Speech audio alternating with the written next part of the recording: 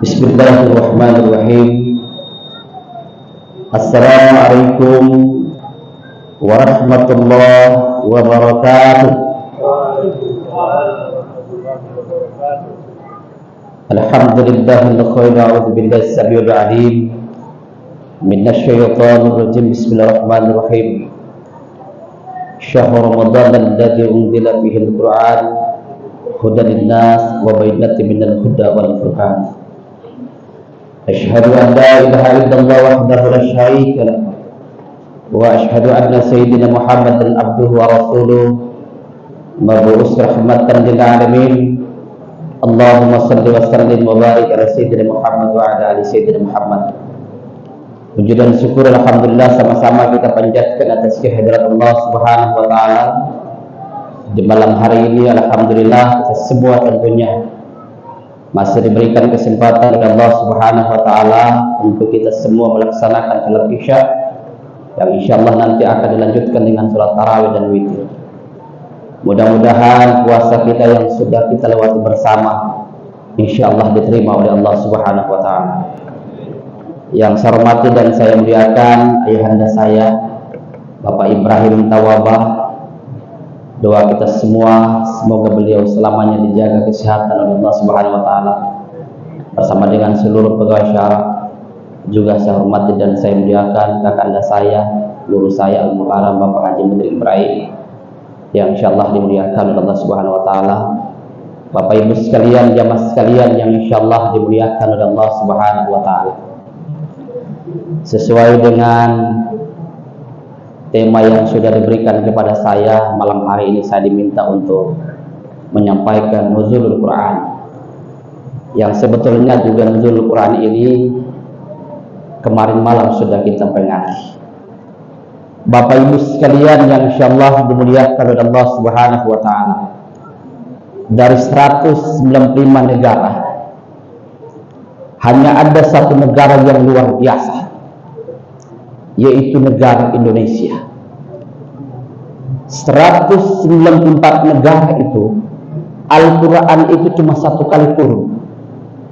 Kalau di Indonesia ini Al-Quran 2 kali turun. Pertama versi Muhammadiyah, yang kedua versi pemerintah.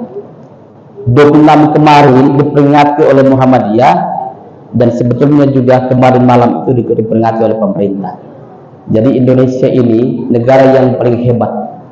2 kali Al-Quran turun, dan hanya juga Indonesia yang melaksanakan sholat Idul Fitri 2 kali. Bapak Ibu sekalian yang insyaallah dimuliakan oleh Allah Subhanahu wa taala. Suatu ketika sahabat-sahabat Rasulullah bertanya kepada Rasulullah, "Ya Rasulullah, sami'naka taqulu amin salasa marrah." Ya Rasulullah, kami mendengar engkau mengucapkan amin, dan itu engkau ucapkan 3 kali. Amin, amin, amin. Berarti amin itu Pak nanti 3 kali baru jadi. Kalau baru 1 kali belum Pak Haji, nanti 3 kali. Karena Rasulullah bilang amin, amin, amin, berarti nanti 3 kali baru bisa jadi. Maka Rasul sampaikan, ketika beliau naik di atas mimbar, di tangga yang pertama itu malaikat Jibril datang kepada Rasulullah. Apa kata malaikat Jibril? "Sakiya abdu ajaraka Ramadana fan sadaku bintu lam yakfinnahu." Kata Rasulullah dalam hadis qudsi, celakalah hamba Allah ketika berada di bulan suci Ramadan ini tidak mendapatkan ampunan oleh Allah Subhanahu wa taala. Karena bulan suci Ramadan ini adalah bulan yang mulia, bulan yang agung. Semua difasilitasi oleh Allah Subhanahu wa taala. Semua kita dilipatkan makan oleh Allah Subhanahu wa taala. Apa terlebih malam hari ini kita memperingati nuzulul Quran, malam turunnya Al-Quran, walaupun juga sudah terlambat. Tapi apa makna malam Lailatul Qadar? Nuzulul Quran. Nuzulul Quran ini adalah juga malam yang mulia yang Allah berikan kepada kita karena turunnya Al-Quran. Maka disunahkan kalau malam nuzul Quran itu kita baca surah Al-Baqarah, kemudian An-Nisa, lalu kemudian Ali Imran. Itu disunahkan oleh Rasulullah. Makanya Pak Imam Sabantar kalau pimpin sholat tarawih, kalau boleh di ayat yang pertama itu baca surah Al-Baqarah, ya. Sanggup Pak? Surah Al-Baqarah yang pertama, sanggup? Di mana ada ini? Itu Masjid Ar-Rahmah Banjar pernah melaksanakan 1 rakaat 1 juz, cuma berlaku 2 tahun. Ketiga tahun turut. Nah, kira-kira kalau di Masjid At-Taqwa ini berlaku 1 rakaat 1 juz, kira-kira yakin tidak Pak Imam ketika Pak Imam selesai sholat, kira-kira ada jamaah atau tidak? Ya, ada jamaah. Kalau misalkan diberlakukan 1 rakaat 1 juz, kita peringati malam nuzul Quran, biar cuma surah Al-Baqarah juga. Kenapa kita semua tidak mampu dan sanggup melaksanakan itu? Karena pertama manusia itu kadang-kadang bertanya, tuh di masjid sana berapa rakaat? 20 rakaat. Terus bagaimana tuh Pak Imam pesuara?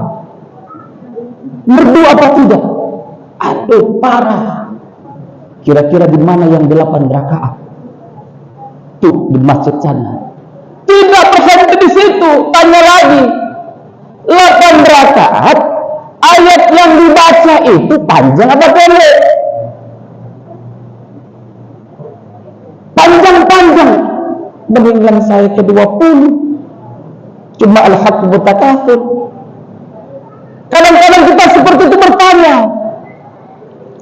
Padahal kita setiap tahun memperingati nuzulul Quran, ya, obat sebagai penawar, ya, wa rahmatan lil alamin, dan rahmat bagi kita semua.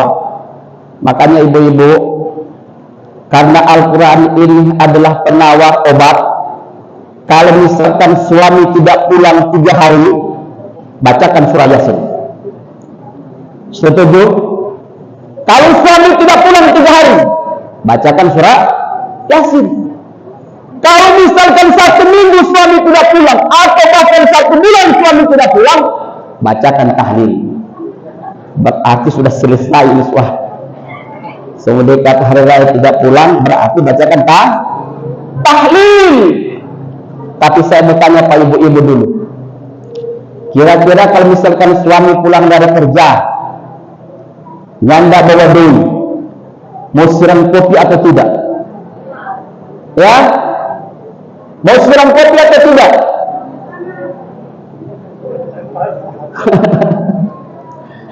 Kalau siram kopi harus, tapi saya mau tanya, siram dari mana Bu? Dari mana? Kapal. Siram dari kapal kalau tidak bawa fulus. Maka Al-Quran ini mukjizat terbesar yang diberikan oleh Allah Subhanahu wa Ta'ala kepada Rasulullah, dan itu yang mampu dan bisa memberikan syafaat kepada kita ketika nanti kita kembali kepada Allah Subhanahu wa Ta'ala. Ini mukjizat terbesar. Tapi kalau saya tanya, kira-kira kalau misalkan sudah malam ke-17, sudah berapa juz yang dibaca Bapak Ibu sekalian? Ya, sudah berapa juz? Katanya kita cinta dengan Al-Quran, kita peringati malam turunnya Al-Quran. Al-Quran ketika kita melakukan ibadah wajib, diberikan pahala oleh Allah Subhanahu wa Ta'ala 134 pahala. Kalau 134 pahala, berarti malam hari ini kalau bisa Pak Imam, rakaat yang pertama surah Al-Baqarah. Ibu-ibu, kira-kira kalau malam hari ini kurang komitmen, Pak Imam bacakan surah Al-Baqarah di rakaat yang pertama boleh? Boleh? Betul? Yang ada bawahnya tahun siapa? Tidak ada yang sanggup kecuali orang yang memiliki keimanan dan ketakwaan kepada Allah Subhanahu wa taala. Sedangkan Pak Imam saja baca al-haqqu mutakatsir, inna a'tainakal kautsar wal 'asr. Kadang-kadang pun juga bisa dilihat Pak, yang datang sholat di masjid kalau 20 ya paling tinggi kalau sudah ke 17 malam ke 17 ini ya mungkin ya bisa saja cuma 2-3 saf, dan hampir seluruh masjid seperti itu. Walaupun juga THR belum datang, ya kira-kira kalau misalkan seandainya walaupun juga baca Quran lalu kemudian THR belum datang, kira-kira sabar atau tidak? Ya, tidak sabar. Karena itu manusia makanya antara bisa menolak, maka yang mampu dan bisa memberikan syafaat adalah Al-Quran. Mumpung masih ada kesempatan beberapa hari ke depan, gunakan itu. Kita bertadabbur dengan Al-Quran, ya. Maka oleh karena itu sebetulnya disunahkan juga kita itikaf di masjid.